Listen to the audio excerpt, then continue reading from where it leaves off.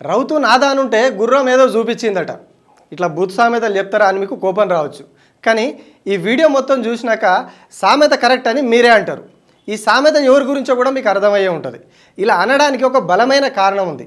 ఎందుకంటే ఐటీ క్యాపిటల్గా పేరున్న హైదరాబాద్ ఇప్పుడు క్రైమ్ క్యాపిటల్గా మారిపోతుంది. అభివృద్ధికి కేర్ ఆఫ్గా పేరుగాంచిన తెలంగాణ ఇప్పుడు అరాచకాలకు కేర్ ఆఫ్ అయింది. సమాజం అన్నాక నేరాలు జరుగుతాయి.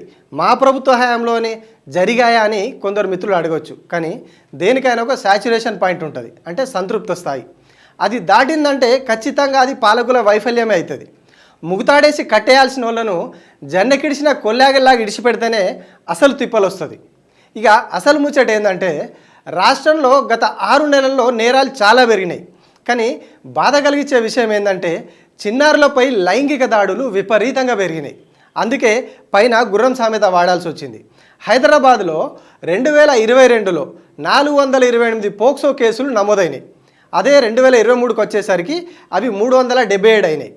ఈ ఏడాది విషయానికి వస్తే ఈ 6 నెలల్లో అంటే జనవరి నుంచి జూన్ వరకు కేవలం రాచకొండ పోలీస్ కమిషనరేట్ పరిధిలో 222 పోక్సో కేసులు నమోదైనాయి. ఇదేదో అపోజిషన్ వాళ్ళు చేస్తున్న ఆరోపణ కాదు, రాచకొండ కమిషనరేట్లో ఉన్నటువంటి నేర విభాగం ఇచ్చిన లెక్క. కాంగ్రెస్ ఇంటి పత్రిక డెక్కన్ క్రానికల్తో పాటు చాలా మీడియా సంస్థలు ప్రచురించిన వార్త. హైదరాబాద్, సైబరాబాద్ కమిషనరేట్ల లెక్కలు తీస్తే ఇవి ఇంకా ఎక్కువ ఉంటాయి. రాష్ట్రం మొత్తం లెక్కలు తీస్తే ఊహించని స్థాయిలో ఉంటాయి. గతంలో ఏడాది మొత్తంలో నమోదైన కేసుల కంటే ఈ 6 నెలల్లో నమోదైనవి ఎక్కువ ఉన్నాయి.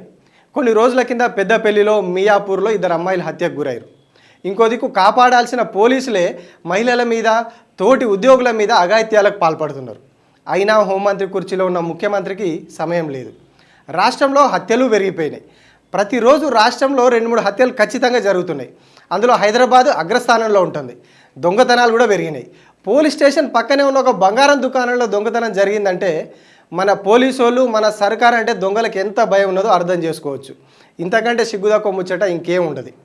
ప్రభుత్వ అధికారుల మీద దాడులు, ప్రశ్నించిన మీడియాపై పోలీసుల దాడులు, ఇవన్నీ ఇప్పుడు రాష్ట్రంలో కామన్ అయిపోయినాయి. అయినా సర్కారుకు దున్నపోతు మీద వాన పడ్డట్టు కూడా లేదు. ఒదికు పసిగుడ్డులను జిదిమేస్తున్నారు. అయినా సర్కారు కనువిప్పు కలుగుతలేదు. రాష్ట్రంలో ప్రభుత్వం ఏర్పడి 7 నెలలు అవుతున్నది. ఇప్పటికీ రాష్ట్రానికి ఒక హోంమంత్రి దిక్కులేడు. హోంశాఖను తన దగ్గర పెట్టుకున్న ముఖ్యమంత్రి వీటి మీద మాట్లాడు, రివ్యూలు చేయడు. 6 నెలల్లో 2-3 సార్లు ఐపీఎస్ అధికారుల ట్రాన్స్ఫర్లు అయినాయి. అంతకుమించి వేరే చేసింది ఏం లేదు. ఈ గ్యాప్లోనే డీజీపీ కూడా మారిండు. ఇన్ని జరుగుతున్నాయి, కానీ నేరాలు మాత్రం ఆగుతలేవు. రోజు రోజుకి ఇంకా పెరుగుతున్నాయి. పెయ్యిలా భయం లేనప్పుడు, తప్పు చేస్తే మనల్ని ఎవడు ఏమంటాడు, పట్టుకుంటాడనే భరోసా ఉన్నప్పుడే ఇసొంటివి జరుగుతాయి. మరి వీటిని కంట్రోల్ చేయాల్సింది ఎవరు?